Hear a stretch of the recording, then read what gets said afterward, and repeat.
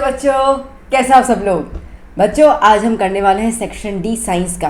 अब आपने देखा है कि हमने सेक्शन ए 1 मार्क के क्वेश्चंस कवर अप कर लिए। सेक्शन बी हम लोगों ने कवर अप कर लिए, जिसमें 2 पार्ट्स हमने बनाए थे। सेक्शन सी के 2 पार्ट्स क्लियर हो गए। अब हम चल रहे हैं सेक्शन डी, इसमें भी 2 पार्ट्स हो जाएंगे। ठीक है, तो आज हम पहला पार्ट कवर कर रहे हैं, जिसमें आपको पता है कि 4 मार्क के क्वेश्चन आते हैं। तो जो इंपॉर्टेंट क्वेश्चन है वो मैंने सारे इसके अंदर रखे हुए हैं। ईयर वाइज पेपर भी सॉल्व कर रहे हैं, और जहाँ मुझे कोई क्वेश्चन एडिशनल लगा भी वही मैंने इसके अंदर ऐड कर ही लिया है। ठीक है, तो 4 मार्क बहुत इंपॉर्टेंट होते हैं। तो आइए शुरू करते हैं हम लोग, देखते हैं क्या है पहला क्वेश्चन। तो सेक्शन डी में जो पहला क्वेश्चन है that is describe an experiment. अच्छा, आप देख सकते हैं पेपर जो है वो जुलाई 2022 का ही है, लास्ट ईयर का जुलाई का पेपर। Okay, describe an experiment to show the reaction between zinc granules and dilute H2SO4। ठीक है, रिएक्शन बताना है। अब एक्सपेरिमेंट है तो उसके अंदर एम, प्रोसीजर सब अच्छे से मेंशन करना होता है, प्लस 4 मार्क है तो बहुत बढ़िया तरीके से लिखना भी होगा। तो देखिए, जैसे मैंने लिखा हुआ है एम, तो हमारा एम क्या है ना, हमारा ऑब्जेक्टिव क्या है।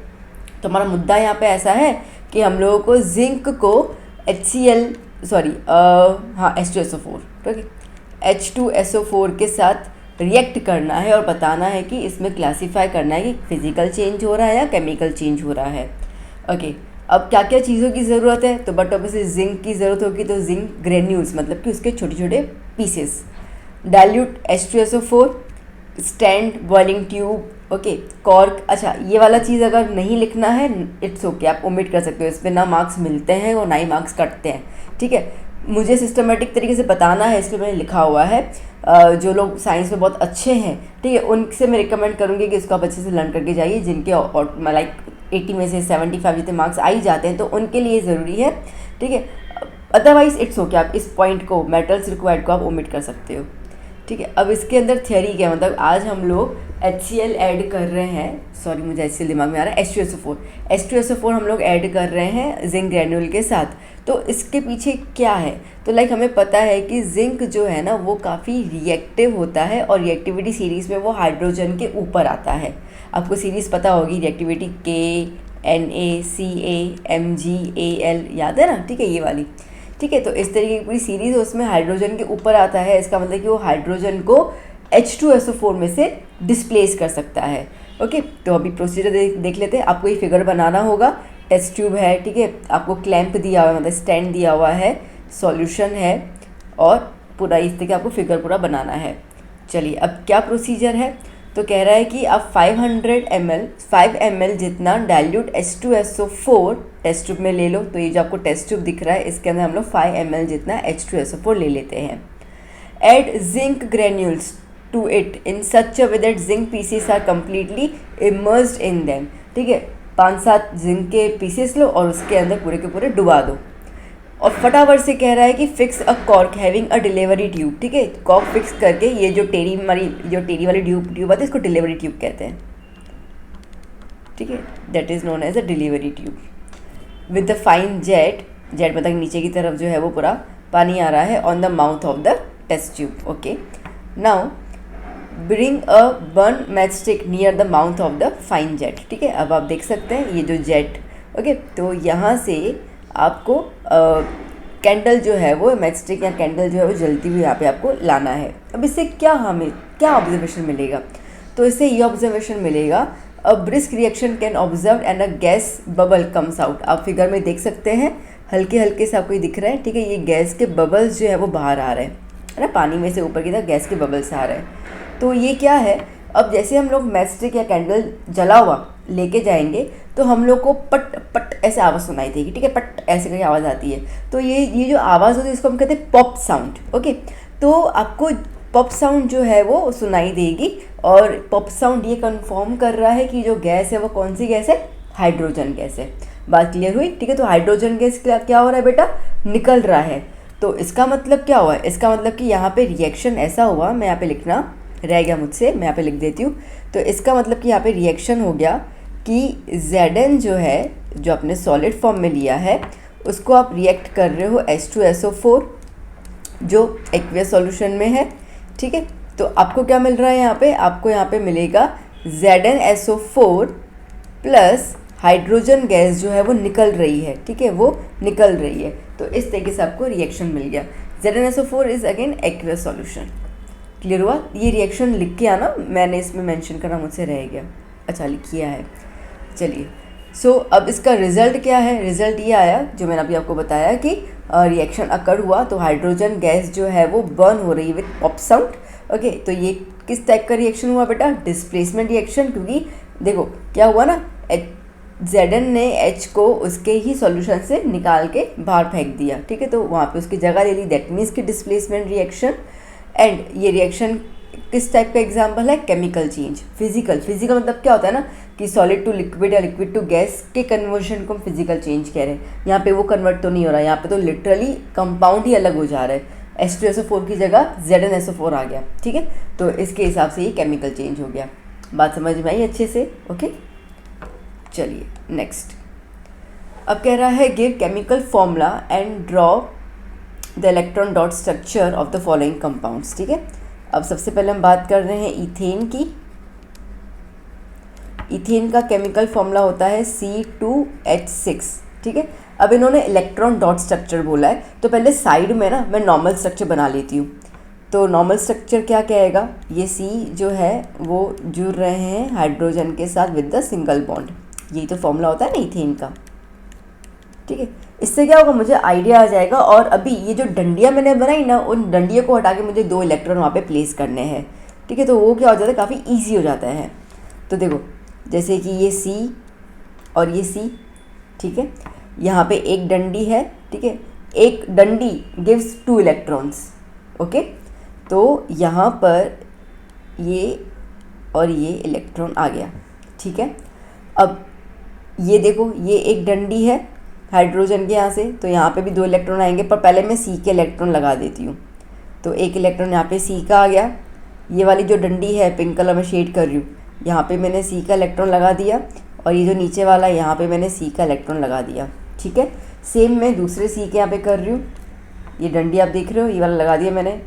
अब ये वाली जो डंडी है इसके यहाँ पे C का लगा दिया, और नीचे वाली डंडी जो है उसके यहाँ पे C का लगा दिया। इतना क्लियर हुआ? अब हाइड्रोजन वाले प्लेस कर लेती हूँ मैं, ठीक है। हाइड्रोजन को मैं डॉट की तरह बता रही हूँ, तो ये डॉट H, तो क्या आप डिफ्रेंशिएट कर पाओ, बस यही मेरा मोटो था। इसके लिए पहले मैंने C को कवर कर लिया, H H H, ठीक है, बन गया इलेक्ट्रॉन डॉट स्ट्रक्चर। अगर इसके अंदर आपको सर्कल बनाना है ना, कवर अप करना होता है ना इसको, तो वो भी हम कर सकते हैं कवर अप, ठीक है। क्या हो जाएगा यहाँ पे देखो, बेसिकली ना C को जो है 8 इलेक्ट्रॉन कंप्लीट करने हैं। तो देखो 1 2 3 4 5, ओके। तो यहाँ पे क्या हो जाएगा, लाइक देखो अब मैं ना पेन घुमा रही हूँ, 1 2, यहाँ पे 2 आ गए, देखो एक ये वाला आ गया और एक ये वाला आ गया, समझ रहे हो ना, 1 2, फिर नीचे की तरफ 3 4, फिर 5 6 और फिर 7 8, ठीक। अब जो मैंने ब्लू वाला पूरा सर्कल किया उसमें देखो इलेक्ट्रॉन देखो कितने हैं, एक तो डॉट, ठीक है, तो ये डॉट और क्रॉस 2 यहाँ पर, 2 ये वाले साइड में 4, 2 ये वाले 6 और 2 क्रॉस वाले 8, बन गए C के 8 इलेक्ट्रॉन। बात पता चल रही है ना कैसे करना है, ओके। अब दूसरा C देख लेते हैं हम लोग, तो यहाँ पर भी सेम इस तरीके से हो जाएगा, ओके।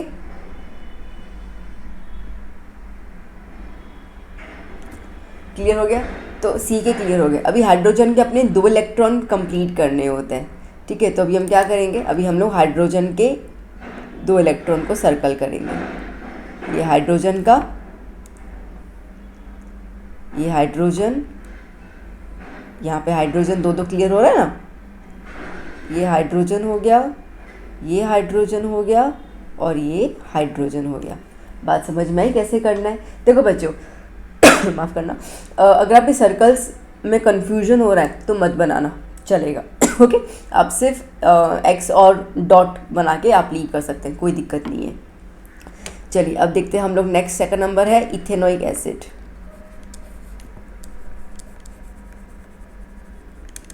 इथेनोइक एसिड, अब इसका फॉर्मूला होता है CH3COOH, ठीक है।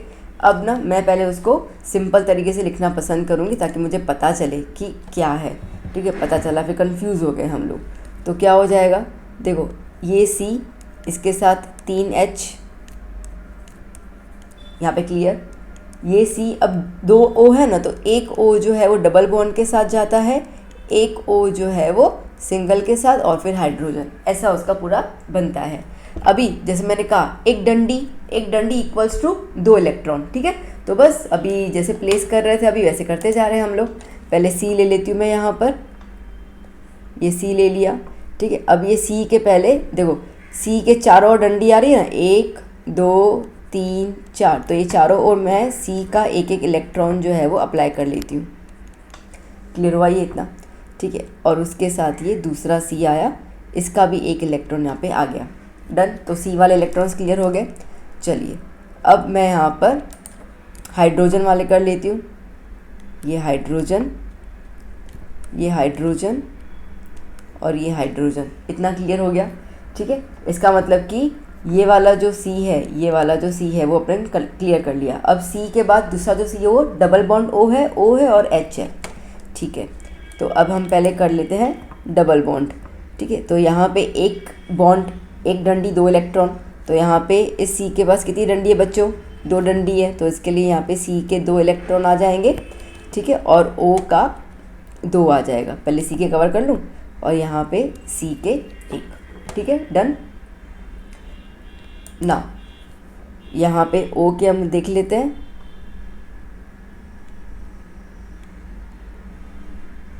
ओके। यहाँ पर भी O का, ठीक है। और यहाँ पे ओके ओके ओके, हाइड्रोजन सफ़ेद में लिया है ना मैंने, तो आपको कंफ्यूज नहीं हो। ये हाइड्रोजन का एक आया, ठीक है। और ये O, इतना क्लियर हुआ। अब देखो बेटा, एक्चुअली ऑक्सीजन के पीछे 6 इलेक्ट्रॉन होते हैं, ठीक है। तो इसके लिए हमें जो बैलेंस इलेक्ट्रॉन्स उसको हम कहते हैं वो सारे के सारे बनाने पड़ जाएंगे। तो आप देख सकते हैं यहाँ पर, ओके, ये 2 तो मैंने बनाई दिए, 1 2, ठीक है। बाकी क्या बना दूँगी, 3 4 5 6, ओके। यहाँ पे भी देखो O का 1 और 2 तो है ही, ओके, 3 4 5 6, ओके। इस तरीके से इलेक्ट्रॉन डॉट स्ट्रक्चर बन गया। आया समझ में, ओके। सर्कल करूँ, चलो कर लेती हूँ, ठीक है। अब देखो पहले हाइड्रोजन मैं यहाँ पे कवर कर रही हूँ। ये हाइड्रोजन यहाँ कवर हो गया, 2 इलेक्ट्रॉन इसके आ गए, 2 इलेक्ट्रॉन इसके आ गए, 2 इलेक्ट्रॉन इसके आ गए, और यहाँ पे भी हाइड्रोजन के 2 इलेक्ट्रॉन आ गए। तो हाइड्रोजन फुलफिल हो गया 2 2 2 करके, ठीक है। अभी हम बात करते हैं कार्बन की। अब देखो ये वाला कार्बन जो है वो कितना ले रहा है, 8 हो गए इसके, गिन लेना ब्लू वाले सर्कल में जितने भी 8 हैं, ठीक है। सिमिलरली जो दूसरा कार्बन है वो आप देख लो,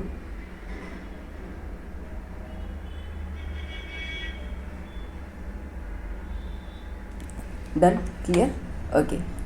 और अभी हम लोग करेंगे, यहाँ पे आ जाओ, ठीक है। अब हम बात कर रहे हैं ऑक्सीजन की। तो ऑक्सीजन का 1 2 3 4 5 6 7 8, यहाँ पे भी ऑक्सीजन का,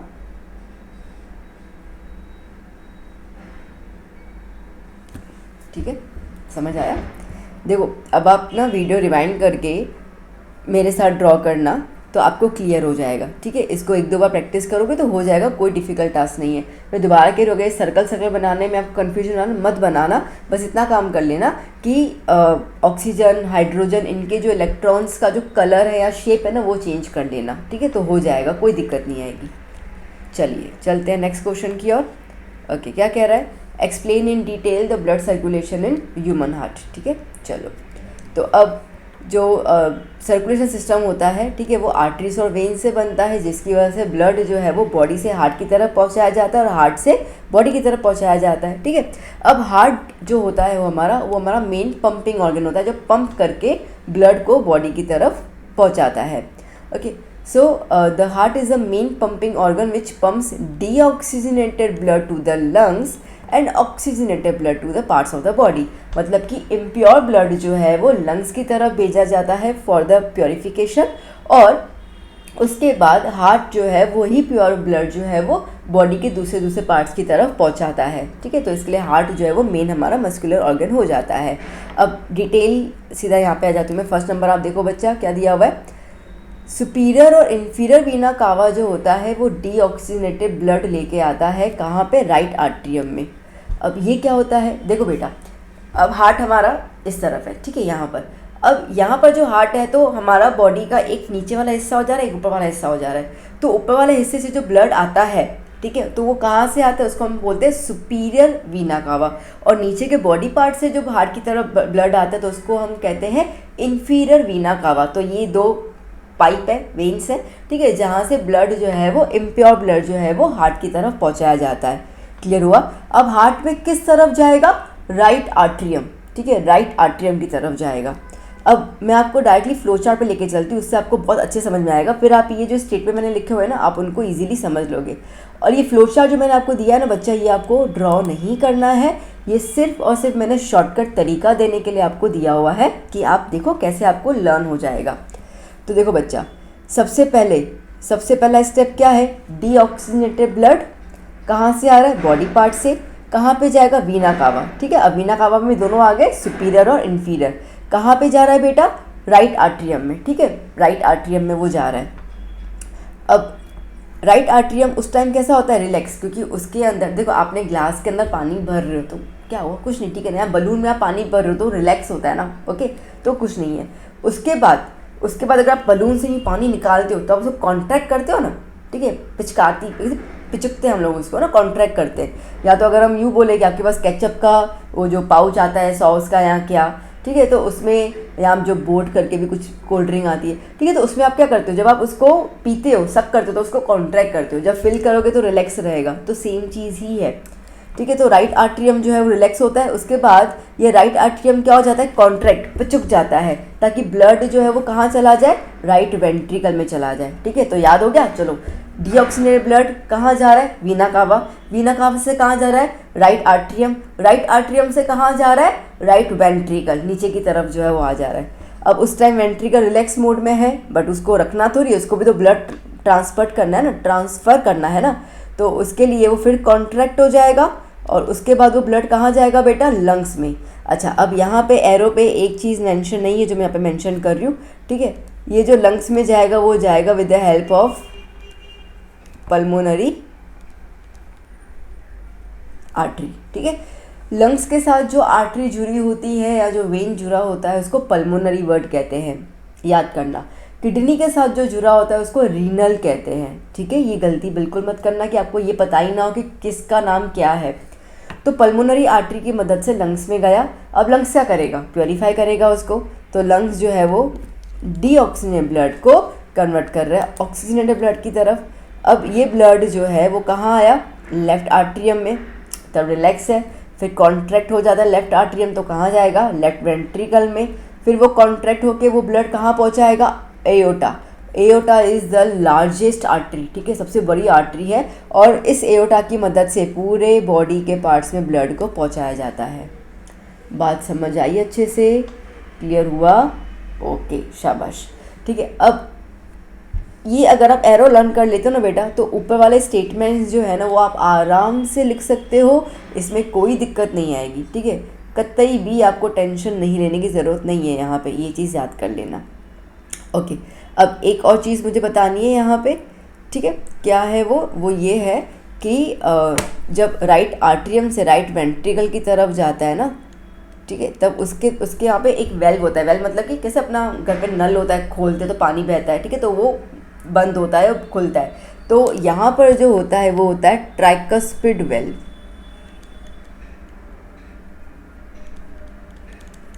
ट्राइकस्पिड वेल्व, ठीक है। और लेफ्ट आर्ट्रियम से लेफ्ट वेंट्रिकल में जाओगे तो वहाँ पे क्या मिलेगा बेटा आपको, बाइकस्पिड वेल्व, ठीक है। अच्छा, जब ये ब्लड ऑक्सीजन ब्लड जब जाएगा लेफ्ट आर्ट्रियम में तो वो जाएगा पल्मोनरी वेन से, ओके। अगर आपने चार्ट लर्न कर लिया ना बेटा, मैं दोबारा कह रही हूँ, आपको ऊपर वाले स्टेटमेंट्स लर्न करने की ज़रूरत ही नहीं है, ठीक है, आप अपने स्टेटमेंट खुद बना सकते हो। तो एक बार फिर शुरू कर ले। डीऑक्सीजनेटेड ब्लड जो है वो जा रहा है वीना कावा, वीना कावा से वो जा रहा है राइट आर्ट्रियम, राइट आर्ट्रियम से वो जा रहा है right ventricle with the help of the tricuspid valve, right ventricle से वो कॉन्ट्रैक्ट होके जा रहा है लंग्स में through the pulmonary artery, lungs से वो पूरा प्योरीफाई हो गया, शुद्ध हो गया। अब शुद्ध होके वो आ रहा है लेफ्ट आर्ट्रियम में with the help of pulmonary vein, ठीक है। फिर आर्ट्रियम से जा रहा है left ventricle with the help of bicuspid valve, left ventricle से जाएगा एओर्टा और एओर्टा से आएगा पूरे बॉडी के पार्ट्स में। बहुत इजी है, 4 मार्क बहुत आराम से मिल जाएंगे, और डायग्राम में बनाना ही नहीं है तो उसमें और ज़्यादा अच्छा है।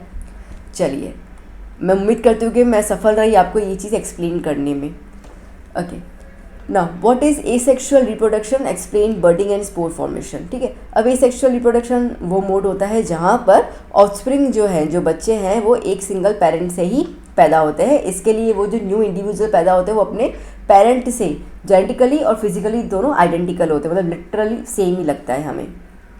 अब इसमें आता है बर्डिंग, ठीक है। बर्डिंग वो प्रोसेस होता है बेटा जहाँ पर जैसे पेरेंट बॉडी है, ठीक है, तो पेरेंट की बॉडी पे एक जगह पे सेल्स जो है ना वो कलेक्ट होना शुरू हो जाएंगे, और फिर धीरे धीरे वो पार्ट जो है वो मोटा होता जाता है, इसको हम बर्ड कहते हैं, ठीक है। और फिर वो पार्ट जो है वो नया इंडिविजुअल ग्रो करता है।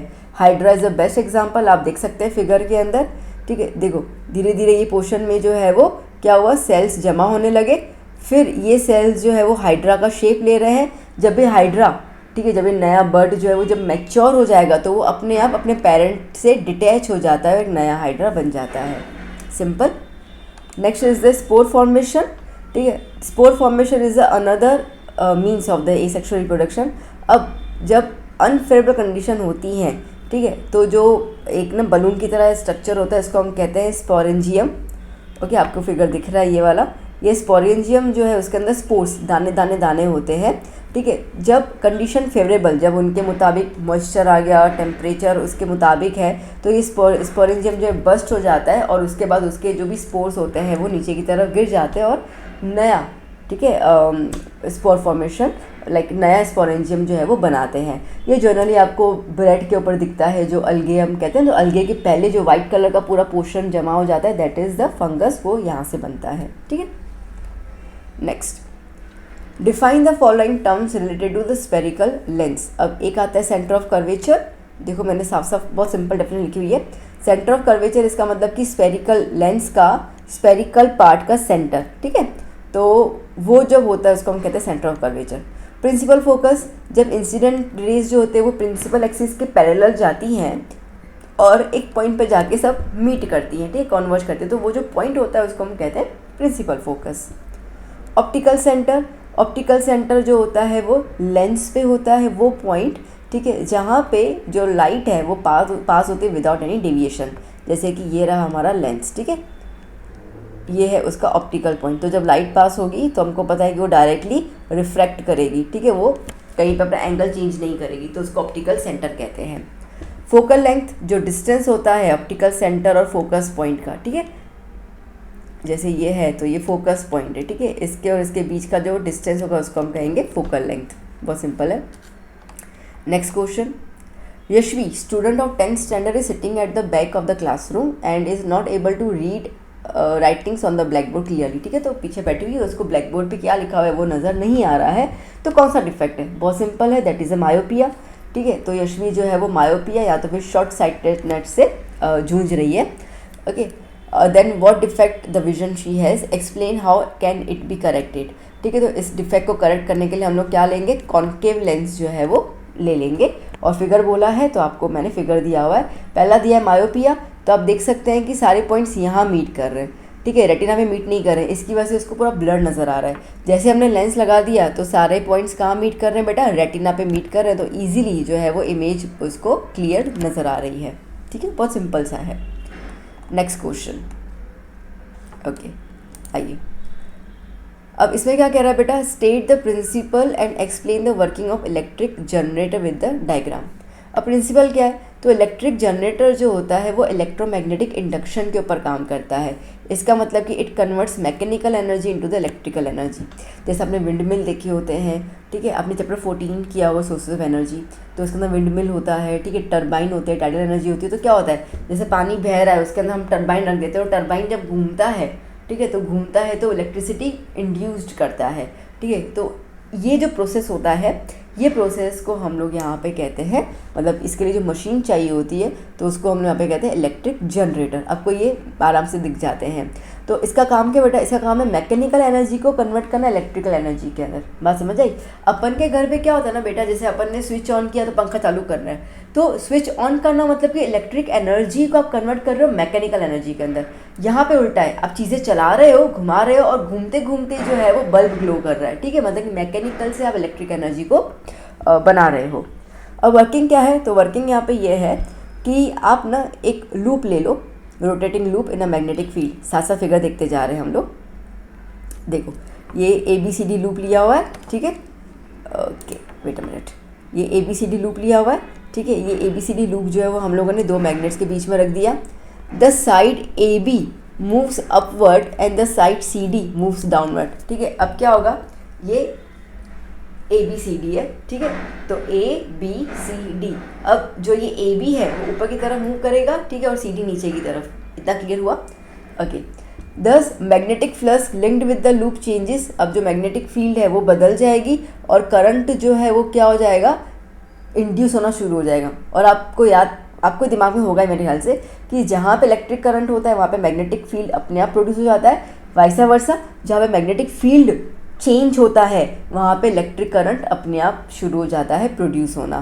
तो फ्लक्स का मतलब क्या है, मैग्नेटिक फील्ड जो है वो चेंज हो रही है, ठीक है, in it whose direction can be determined. और किस डायरेक्शन में होगा वो फ्लेमिंग के राइट हैंड रूल से, ठीक है, अपन ये पता कर सकते हैं। ओके, फ्लेमिंग का राइट रूल आपको पता होगा, EMF करके, जिसके अंदर रहता है मतलब कि electricity, magnetic field and current का डायरेक्शन, ठीक है। तो वो हम लोग डायरेक्शन पता कर सकते हैं।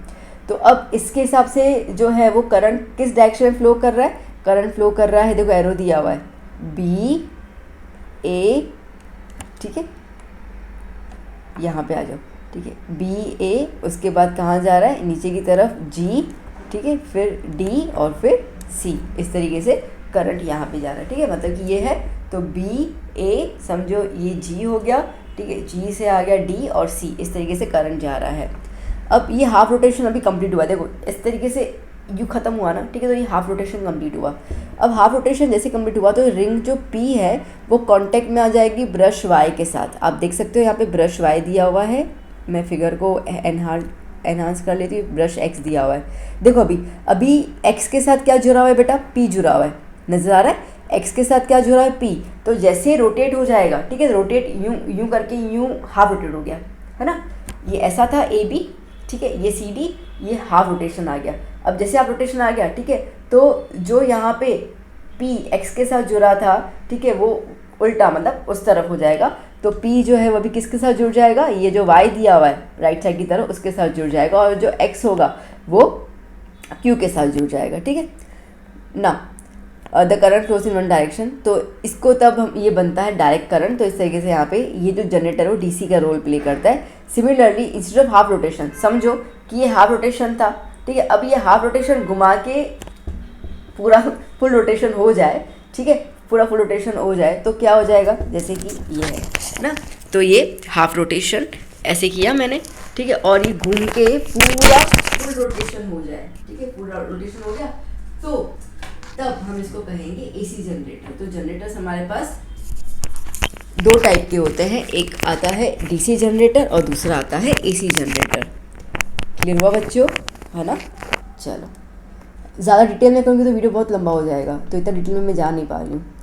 चलिए next question, state advantages and major hazards of the nuclear energy. अब हजार्डस मतलब कि डिसएडवांटेजेस, ठीक है। तो एडवांटेजेस ये है कि छोटा सा फ्यूल भी ना बहुत ज़्यादा अमाउंट ऑफ एनर्जी रिलीज़ करता है। एक बार अगर आपने न्यूक्लियर फ्यूल रिएक्टर में डाल दिया, ठीक है, तो वो 2 से 3 साल कंटिन्यूसली चल सकता है, आपको दोबारा फ्यूल डालने की ज़रूरत नहीं होता। सोचो कितना हाई पावर होगा, ठीक है। और इसमें से कोई भी ग्रीन हाउस गैस मतलब कि कार्बन डाइऑक्साइड गैस ही वो नहीं निकलती है, तो बहुत अच्छी बात है। अब every coin has two side, ठीक है, तो सीधी सी बात है कि इसका नेगेटिव इम्पैक्ट भी तो होगा ही। तो नेगेटिव इम्पैक्ट ये है बेटा कि ये जो न्यूक्लियर पावर के दौरान, ठीक है, हम लोग जो यूरेनियम वगैरह यूज़ करते हैं, फिर जब वो ख़त्म हो जाते हैं तो फिर क्या करेंगे, क्योंकि यूरेनियम तो लिमिटेड में है, ठीक है। उसके अलावा जो रेडिएशंस निकलते हैं ना वो काफ़ी बार बहुत ज़्यादा हाई इंटेंसिटी वाले होते हैं, तो it may cause danger. Okay, nuclear waste storage जो होता है वो एनवायरमेंटल को के लिए काफ़ी हार्मफुल रहेगा। न्यूक्लियर रेडिएशंस जैसे मैंने कहा वो रिलीज़ होंगे तो प्रॉब्लम हो जाएगी, ठीक है। और बेसिकली इसका सेटअप जो है वो बहुत महंगा होता है, तो ये एक प्रॉब्लम आती है, that is a disadvantages. Clear बच्चों, शाबाश। चलिए अब करते हैं हम लोग मार्च एंड अप्रैल का पेपर, ठीक है। अब क्वेश्चन क्या है, how is plaster of Paris form, right the equation and uses of plaster of Paris, ठीक है। चलो, तो प्लास्टर ऑफ पेरिस कैसे बना, तो देखो प्लास्टर ऑफ पेरिस एक्चुअली होता क्या है, वो होता है कैल्शियम सल्फेट हेमीहाइड्रेट। इसका मतलब कि CaSO4 dot half H2, hemi मतलब हाफ H2, तो इसको हम POP भी कहते हैं, ठीक है। इसका इक्वेशन क्या है, तो देखो CaSO4 इंटू 2 H2O, जब H2O के 2 मॉलिक्यूल होते हैं तब उसको हम जिप्सम कहते हैं, ठीक है, तब उसको हम लोग जिप्सम कहते हैं। और ये जिप्सम को जब हम लोग 373 केल्विन मतलब कि 100 डिग्री सेल्सियस पे जब हम इसको हीट करते हैं तो वो जो मॉलिक्यूल्स है वो थोड़े बहुत वेपराइज हो जाते हैं, तो हमारे पास सिर्फ बचता है हाफ H2O और 3 H2O जो है वो उड़ जाता है, ठीक। So gypsum is the sulphate, calcium sulphate dihydrate, ठीक है, 2 हाइड्रेटेड है, और हमें प्लास्टर ऑफ पेरिस का मिल रहा है हेमीहाइड्रेटेड, याद कर लेना, ठीक है।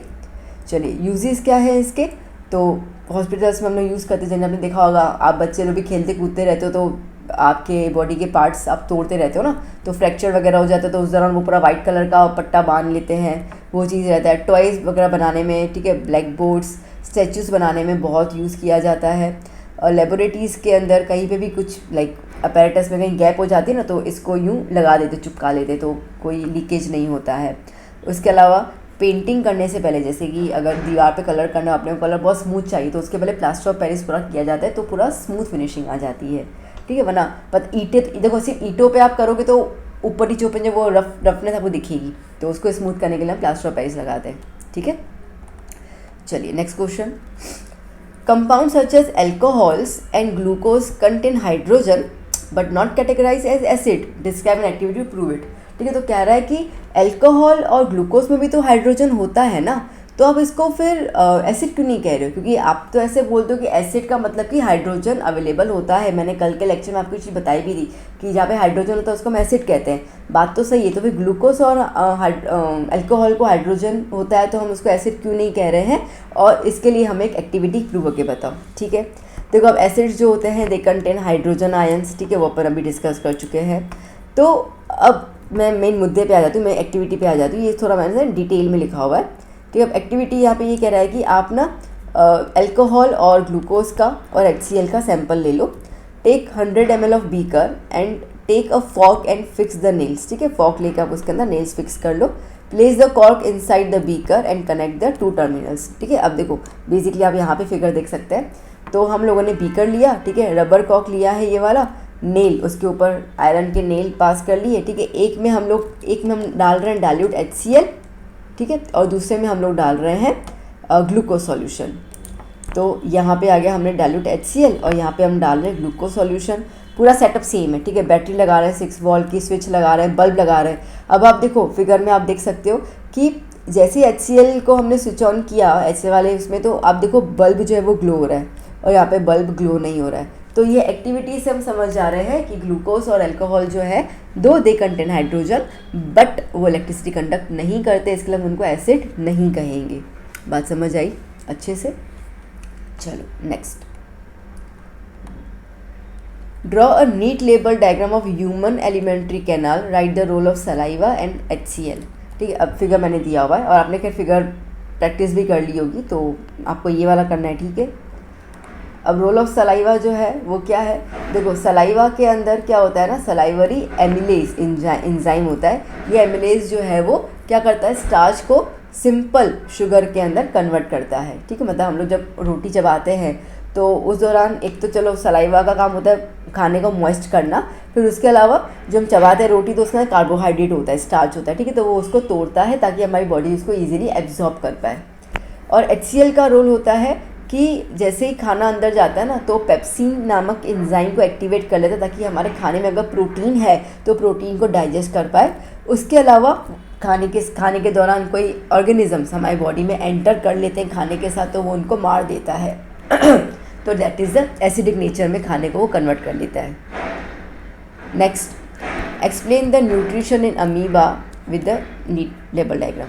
अब अमीबा जो है ना वो होलोजोइक न्यूट्रिशन क्रिएट करता है, मतलब कि पूरा यूँ खाने को पूरा यूँ निगल जाता है, ठीक है, निगलना मतलब कि होलोजोइक। तो इसमें अब 5 स्टेप्स होते हैं, इंजेशन, डाइजेशन, एब्जॉर्प्शन, एसिमिलेशन और इजेशन। नाउ इंजेशन, अब इंजेशन मतलब क्या होता है ना कि खाना अंदर खाना। अब अपन खाना कैसे खाते हैं बेटा, हाथ से उंगली से लिया और खाना खाया।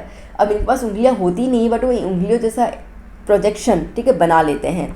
तो फिंगर लाइक प्रोजेक्शंस बनाते हैं, इसको हम कहते हैं सूडोपोडिया। सूडो मतलब फॉल्स, पोडिया मतलब कि फिंगर्स, ठीक है। तो नकली फिंगर्स बना लेते हैं ताकि वो सूडोपोडिया की मदद से फूड पार्टिकल को अपनी तरफ खींच पाए। फिर करते हैं डाइजेशन, मतलब कि उसको बॉडी के अंदर लेके जाते हैं। अब हमारे पास तो स्टमक होता है, उनके पास होता है फूड वैक्यूल। उस फूड वैक्यूल के अंदर उसका डाइजेशन प्रोसेस स्टार्ट हो जाता है। एब्जॉर्प्शन, अब खाना खाने के बाद जो न्यूट्रिशन मिलते हैं उसको साइटोप्लाज्म में डाल देते हैं। एसिमिलेशन, ये जो न्यूट्रिशन होता है वो सेल यूटिलाइज कर लेता है for the growth and repairing of the cell. And egestion, फिर जो वेस्ट मटेरियल होता है, जैसे हम लोग, ठीक है, सुबह फ्रेश हो जाते हैं, उस तरीके से ये भी वेस्ट मटेरियल को बॉडी से बाहर निकाल देते हैं, दैट इज़ द इजेशन। बहुत सिंपल है, ठीक है, फिगर आपके सामने है। ओके, इंजेशन, ये जो है ना, ये आपको लिखा हुआ, देखो फॉल्स हैंड बना दिया उसने, ठीक है, तो फॉल्स फीट, फॉल्स हैंड, कुछ भी, तो वो बन जाता है हमारा pseudopodia. Next question, what is magnetic field, draw the magnetic field lines around the bar magnet, right the properties. अब मैग्नेटिक फील्ड क्या होता है, ठीक है, मैग्नेटिक फील्ड मैग्नेट का वो एरिया जहाँ तक, ठीक है, फोर्स ऑफ अट्रैक्शन हो सकता है। जैसे कि ये मैग्नेट है, ठीक है, तो ये मैग्नेट के नज़दीक में अगर मैंने आयरन नहीं रखा तो चिपकना शुरू करेगा, बट मैं यहाँ रखूँगी, इतना दूर रखूँगी तो चिपकेगा नहीं, चिपकेगा ना, ठीक है। तो उस एरिया में वो दायरा जिसमें मैग्नेटिक फोर्स अवेलेबल है उसको हम कहते हैं मैग्नेटिक फील्ड, ठीक है। ओके, फिगर आपके दिया हुआ है मैंने। प्रॉपर्टीज़ क्या है, तो देखिए वो जो है वो क्लोज लूप, ठीक है, आप देख सकते हैं पूरा का पूरा क्लोज्ड है उसके अंदर। अब लाइंस कभी आपस में इंटरसेक्ट नहीं करती हैं, ठीक है। पोल्स पे आपको ज़्यादा डेंसिटी दिखेगी और बाकी जगह पे थोड़ा थोड़ा कम। जो फील्ड लाइंस है वो कैसे ट्रैवल करेंगे, नॉर्थ टू साउथ, ठीक है, आउटसाइड द मैग्नेट, और इनसाइड द मैग्नेट क्या हो जाएगा, साउथ टू नॉर्थ। ये 4 प्रॉपर्टीज़, ठीक है। चलिए next question, state the principle construction and working of the electric motor with the help of the diagram. अब इलेक्ट्रिक मोटर वो डिवाइस होता है बेटा जो इलेक्ट्रिक एनर्जी को कन्वर्ट करेगा मैकेनिकल एनर्जी के अंदर। अभी मैंने पंखे का एग्जाम्पल लिया ना, ठीक है, मैंने कहा कि स्विच ऑन करोगे तो पंखा घूमेगा, तो वो मोटर की वजह से, ठीक है। अब ये किस प्रिंसिपल काम करता है, तो ये बेसिकली मोटर जो है वो काम कब करेगा, जब आप रेक्टेंगुलर कॉइल को, ठीक है, मैग्नेटिक फील्ड के अंदर रख दोगे, करंट पास करोगे, और वो जो फोर्स होता है ना वो कॉइल को क्या करेगा, कंटिन्यूसली रोटेट करेगा, ठीक है। तो उस प्रिंसिपल पे काम करता है ये। कंस्ट्रक्शन और वर्किंग एक साथ मैंने दे दिए हुए हैं, आप देखिए अभी। तो अब क्या कह रहा है यहाँ पे, when electric current is pass through rectangular coil, ठीक है, तो जो करंट है वो मैग्नेटिक फील्ड को प्रोड्यूस करेगा। मैंने पहले ही बताया था कि जहाँ करंट हो वहाँ पे मैग्नेटिक फील्ड तो आता ही है। ओके, अब यहाँ पे मैग्नेटिक फील्ड के लिए हॉर्स शू टाइप मैग्नेट रहते हैं ताकि थोड़ा सा मोटा मोटा मैग्नेट हो तो अच्छा फील्ड बनेगा। ओके, अब ABCD जो है वो हॉरिजॉन्टल पोजीशन रहेगा बैटरी का, फ्रॉम द बैटरी। सीधा फिगर में आ जाओ, ठीक है, जैसे कि यहाँ पर आपको दिया हुआ है। ओके, तो ये हो जाएगा हमारा ABCD। इसको मैं यूँ ले लेती हूँ, चेंजेस करने पड़ेंगे मुझे थोड़े से। आपके बुक में ABCD वाला जो दिया हुआ है ना वो वाला ले सकते हैं, ठीक है। मुझे एक्चुअली सही से इमेज मिली नहीं उसकी, ठीक है। तो ABCD जो है, ओके, वो ब्रश B1 के साथ ज्वाइन हो जाएगा। कम्यूटेटर है हाफ रिंग, ठीक है, हाफ रिंग मतलब कि जैसे ये इसको मैंने कम्यूटेटर रखा हुआ है, ठीक है, तो ये जब घूमेगा तो ऐसे इसके साथ कम्युनिकेट करेगा, ठीक है, तो उसको हम कम्यूटेटर कहते हैं। The current flows in the direction ABCD, ठीक है, ABCD इस डायरेक्शन में, ओके, सॉरी ABCD इस डायरेक्शन में फ्लो करेगा ये, और leaves the ring and brush B2। अब क्या होगा, देखो ये B1 समझ के चलो, ये B1 है, ठीक है, तो ये B1 से ABCD और फिर B2 से आगे निकल गया, ठीक है, तो इस तरीके से आया। अब इसमें क्या हो जाएगा बेटा, अभी जो डायरेक्शन है करंट का वो A से B की तरफ जाएगा, ठीक है, A से B की तरफ जाएगा, और फिर C से D की तरफ, पैरेलल में कभी नहीं जाते हैं, ठीक है। तो ए से बी और सी से डी की तरफ जाएगा, तो जिसकी वजह से जो कॉइल ए बी है वो नीचे की तरफ घूमेगा और कॉइल सी डी जो है वो ऊपर आएगा। ठीक है, ये ए बी और ये सी डी है, तो ये नीचे और वो ऊपर आ गया। ओके, तो ए बी सी डी जो है वो किस तरीके से रोटेट कर रहा है यहाँ पर, क्लॉकवाइज। और फिर where is the force on the C D of the coil is in the upper direction, तो ए बी सी डी कैसा रोटेट कर रहा है, इसको हम लोग कहेंगे ये क्लॉकवाइज और ये एंटी क्लॉकवाइज। तो कैसे रोटेट कर रहा है, एंटी क्लॉकवाइज। ठीक है, now while rotating the coil reaches the vertical position. ठीक है, अब रोटेट करने के दौरान वो क्या हो जा रहा है, वर्टिकल पोजीशन हो गया ना, वर्टिकल पोजीशन। तो ब्रश B1 और B2 जो है वो commutator will touch the gap between the commutator ring, और जो करंट होगा यहाँ पे क्या हो जाता है, कट ऑफ हो जाता है। अब आपके घर में जब वॉशिंग मशीन चलती होगी, आपने शायद सुना होगा ऐसे करके ना, यूँ मशीन चलती है, ढूँ चल के टक ऐसे आवाज़ आ जाता है, मतलब यहाँ पे करंट ऑफ हो गया। ठीक है, फिर घूमती है, फिर टक आवाज़ आती है। नहीं सुना हो तो कल मम्मी को कहना कि मम्मी कपड़े धो मुझे बताओ। ठीक है, तो मम्मी जब कपड़े वॉशिंग मशीन में डालेंगे ना, तब आवाज़ सुनना, पता ऑन द आपको समझ आ जाएगा जहाँ पे टक ऐसे आवाज़ है, इसका मतलब करंट जो है वो ऑफ हो गया, क्योंकि कनेक्शन टूट गया। ठीक है, जैसे ये था तो ये टेढ़ा हो गया ना, अब कनेक्शन तो टूट गया। देखो यूँ है, ये टेढ़ा हो गया, टूट गया कनेक्शन। ओके, तो इसके लिए वहाँ पे इलेक्ट्रिक करंट बंद हो जाता है। पर ऐसा नहीं होता, because of the high magnetic field. ठीक है, ये घूम के फिर सीधा फिर से सेम डायरेक्शन में यूँ आ जाता है, तो जिसकी वजह से जो कॉइल सी डी है वो लेफ्ट की तरफ आ जाएगा। और ठीक है, अब जैसे ये ए बी था तो ये इस तरफ आ गया और सी डी इस तरफ आ गया। अब मैं हाथ को पूरा तो नहीं घुमा सकती। ओके, विद द ब्रश फिर कनेक्शन में आ जाता है, फिर से करंट जो है वो रिवर्स करेगा और फिर घुमाएगा, तो ये मोटर में चलता रहता है। ये फिगर मैंने थोड़ा इजी वाला दिया, बट आपको टेक्स्ट बुक वाला प्रिपेयर्ड है तो वो कर सकते हैं। ठीक है, चलिए next question, what is meant by the power of lens. ठीक है, पावर ऑफ लेंस का मतलब क्या होता है, ऐसा यूनिट क्या है, और किस लेंस में पावर जो है वो पॉजिटिव होता है। तो पावर ऑफ लेंस इसका मतलब कि reciprocal of the focal length, पता ही है हम लोगों को। ठीक है, तो power is equals to 1/f, और f हमेशा मीटर में लिया जाता है। ऐसा यूनिट क्या है उसकी, डायोप्टर है। ठीक है, और name the type of lens where power is positive. तो कॉन्वेक्स लेंस में पावर पॉजिटिव होता है, कॉन्केव में नेगेटिव होता है। The image of an object by lens is real, inverted and same size. Real है, इन्वर्टेड और सेम साइज है। अगर image is at a distance of 40 centimetre from the lens, अगर लेंस से 40 सेंटीमीटर की दूरी पर है तो पावर क्या होगा उस लेंस का, वो बताइए। ठीक है, देखो अब जैसे कि हमें पता है कि यहाँ पर लेंस जो है वो रियल, इन्वर्टेड, सेम साइज़ बना रहा है। सेम साइज़ बनाना से मतलब कि ऑब्जेक्ट जो होगा वो 2f पे होगा, सेंटर ऑफ कर्वेचर पे ऑब्जेक्ट होता है, तभी वो सेम साइज़ बनाता है। ठीक है, तो आप देख सकते हैं यहाँ पर 2f1 और लेंस है, इसके लिए वो इमेज जो बनेगी वो 2f2 पे बनेगी। इतना क्लियर हो गया। ठीक है, अब इन्होंने कहा कि जो इमेज होगी वो 40 सेंटीमीटर की दूरी पर होगी। अब सेम साइज़ है तो डिस्टेंस भी सेम होगा। ठीक है, तो ये हो गया 40 सेंटीमीटर। ये फोकल लेंथ है, फोकल लेंथ आधा होता है। ठीक है, विच इंडिकेट्स 20 सेंटीमीटर। ओके, तो पावर निकाल देते हैं, तो देखो ओके, अब सेंटीमीटर है तो मीटर में कन्वर्ट करना पड़ जाएगा। ठीक है, तो f is equals to 20 centimetre है, तो मीटर में कन्वर्ट करने के लिए क्या करना पड़ेगा, अपॉन 100। ठीक है, अपॉन 100 मतलब कि मैं 10⁻² लिख दूँ इसको, तो ऊपर आ जाएगा तो क्या होगा, 10⁻² आ गया। ठीक है, तो आ गया ये वाला पॉइंट। ओके, तो क्या मिल रहा है हम लोगों को, पावर मिल रहा है 5D + 5D मतलब डायोप्टर। समझ आ गया बच्चा, क्वेश्चंस क्लियर हुए। ओके, सो यहाँ पे सेक्शन डी का पार्ट 1, अभी भी मेरे पास बहुत सारे क्वेश्चंस थे कवर करने के लिए, बट एक तो वीडियो बहुत लंबा हो जाता, तो इसके लिए नेक्स्ट पार्ट में करूँगी। नेक्स्ट पार्ट में मैं ट्राई करूँगी कि पूरा सेक्शन डी कवर अप कर ही लूँ, क्योंकि लंबे होते तो एक्सप्लेनेशन में थोड़ा समय ज़्यादा चला जाता है। सो यहाँ पे हमने ये वाले क्वेश्चंस कवर अप कर लिए। ठीक है, अभी हम करेंगे पार्ट 2 सेक्शन डी का, और उसके बाद मैं इंग्लिश के वीडियोस बनाऊंगी, क्योंकि बहुत सारी रिक्वेस्ट आ रही इंग्लिश के लिए, स्पेशली ग्रामर का। तो जैसे मैंने पहले भी कहा था कि मैं ऑलमोस्ट 8, 9, 10 के आसपास इंग्लिश के ग्रामर की वीडियोस अपलोड कर लूँगी। बाकी तो क्वेश्चन आंसर से वो तो आप बुक्स में से रीड कर सकते हैं, उसमें तो कुछ बड़ी बात है नहीं। तो आपको मटेरियल वहाँ पे प्रोवाइड हो जाएगा, आप टेंशन मत लीजिएगा।